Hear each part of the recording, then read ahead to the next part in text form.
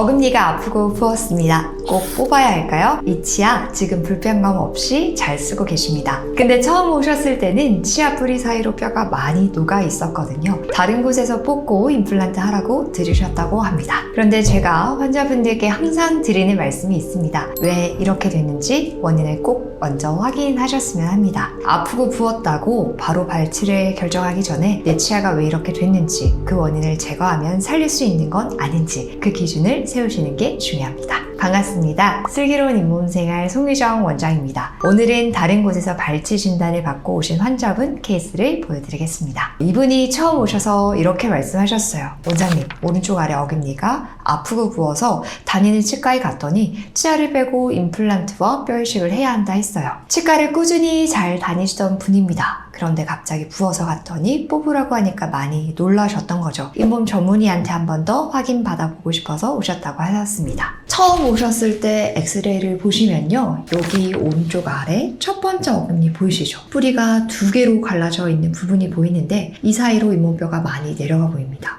이걸 측은 이계부 병변이라고 합니다. 엑스레이에서 까맣게 보이는 이 부분, 뿌리 끝을 넘어서까지 뼈가 많이 녹아 있습니다. 그래서 치아도 아프고 흔들리고 상태가 안 좋았던 것으로 보였습니다. 뿌리 끝까지 뼈가 소실되어 있었고 치아도 많이 아파하셨기 때문에 신경치료가 필요해 보였습니다. 만약 어금니가 아프고 부었을 때 잇몸 쪽에서 고름이 나오거나 양치할 때 특정 부위만 계속 피가 난다면 뿌리 사이 뼈에 문제가 생겼을 수 있습니다. 치과에서 이 부분을 확인해 보시는 게 좋습니다. 원장님, 그런데 뼈가 이렇게 많이 녹는 원인이 뭔가요? 뼈가 녹는 이유는 다양한데요. 그런데 이 케이스에서는 중요한 부분이 몇 가지 있었습니다. 이 사진을 보시면요, 치아의 안쪽, 혀 쪽 사진입니다. 노란 화살표가 가리키는 부분이 보이시죠? 치아 목 부위에 커다랗게 떼어놓은 레진 수복물이 관찰되었습니다. 그런데 이 수복물이 잇몸을 누르고 있었어요. 그래서 아래쪽으로 잇몸이 부어있고 안쪽에서 고름이 나오고 있었습니다. 이렇게 수복물이 잇몸 아래로 과하게 내려가 있으면 이 주변으로 세균이 쌓이기 쉬운 환경이 만들어집니다. 양치를 아무리 열심히 해도 거기만 잘 안 닦이는 거죠. 그리고 이 사진을 보시게 되면 노란 점선을 따라서 위아래 치아가 물리는 선이 보이시죠? 위쪽 치아가 원래 자리보다는 더 아래로 내려와 있었습니다. 정출이라고 하는데요. 아래 어금니에 과도한 힘이 계속 가해지고 있었던 겁니다. 정리하자면 이 치아가 나빠진 원인은 크게 두 가지가 있었습니다. 하나는 불량한 수복물로 인한 잇몸 염증, 그리고 또 하나는 위치아의 정출로 인한 과도한 교합력이었습니다. 오래된 떼운 것 주변이 유독 잇몸이 붓거나 피가 자주 나신다면 수복물 상태를 한번 점검 받아 보시는 것도 방법입니다. 수복물이 잇몸을 누리고 있는 것 눈으로 보기 어렵거든요. 원장님, 수복물이 잘못되면 왜 뼈까지 녹는 건가요? 좋은 질문입니다. 잇몸을 누르고 있는 불량한 수복물은 세균이 쌓이기 좋은 환경을 만듭니다. 그러면 잇몸에 만성적인 염증이 생기고 그 염증이 잇몸뼈를 녹이게 됩니다. 건물로 비유하자면 치아가 건물이고 잇몸뼈가 집안이라고 생각하시면 됩니다. 불량한 수복물은 집안에 물이 계속 새는 것과 같아요. 집안이 점점 약해지는 거죠. 그런데 여기에 과도한 교합력까지 더해지면 이건 약해진 집안을 계속 흔드는 것과 같습니다. 이미 염증으로 약해진 잇몸뼈에 과도한 힘까지 가해지면 뼈 소실이 더 빠르게 진행될 수 있습니다. 2018년 저널 오브 페리오돈톨로지에 실린 리뷰 논문에서도 치주 염증이 있는 상태에서 과도한 교합력이 가해지면 결합 조직의 부착 소실을 가속화할 수 있다는 근거가 보고되어 있습니다. 쉽게 말해서 잇몸에 염증이 있는데 교합까지 안 맞으면 뼈가 더 빨리 녹을 수 있다는 겁니다. 그래서 원인을 찾는 게 중요한 겁니다.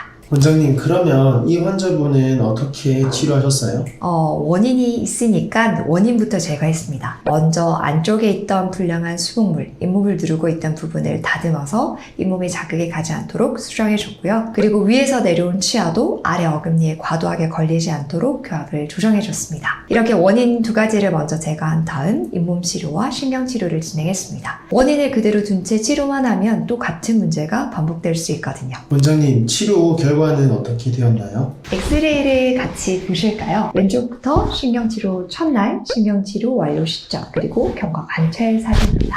여기 뿌리 사이 부분을 보시면요. 처음에 까맣게 비어있던 부분이 점점 하얗게 많이 차오르고 있는 걸 볼 수 있습니다. 잇몸뼈가 이렇게 차오르고 있다는 뜻입니다. 이 비교 사진을 보시면 더 확실하게 볼 수 있을 텐데요. 왼쪽이 처음 오셨을 때, 그리고 오른쪽이 치료 후입니다. 뿌리 사이에 뼈가 확실히 하얗게 차오르는 걸 확인할 수 있습니다. 치아 동요도, 즉 움직임도 없어졌고 구강 관리도 처음보다 훨씬 잘 되어 있었고 환자분도 이제 불편감 없이 식사가 가능하다 하셔서 최종 보철부를 진행하였습니다. 그리고 잇몸 치료나 신경 치료가 끝났다고 해서 끝이 아닙니다. 정기적으로 엑스레이를 찍어서 뼈가 잘 회복되고 있는지 확인하는 것도 중요합니다. 치료가 끝나고 안 오시는 분들이 많은데 경과 확인까지가 치료입니다. 이게 최종 보철 사진과 엑스레이입니다. 그라움이 잘 씌워진 것을 볼 수 있고요. 환자분도 지금까지 편해지셨다고 만족하고 계십니다. 다만 솔직히 말씀드리면 아직 뿌리 사이 잇몸뼈가 완전하게 회복된 것은 아닙니다. 그래서 오실 때마다 양치 잘 해주시도록 설명드리고 있고요. 정기적으로 잇몸 관리 받으시도록 안내드리고 있습니다. 어떤 분은 잇몸 수술을 왜 안 하셨나요? 라고 물어보실 수도 있는데요. 제 생각에는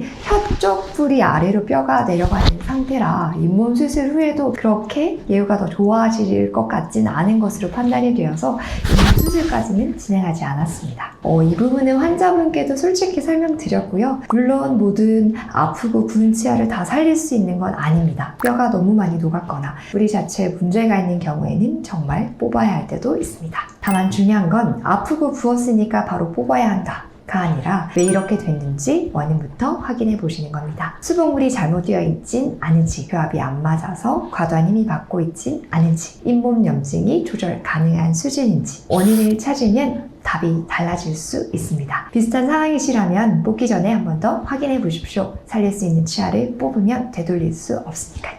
여러분이 자연 치아를 지킬 수 있는 방법을 앞으로도 많이 알려드리도록 하겠습니다. 슬기로운 잇몸 생활 송유정 원장이었습니다. 감사합니다.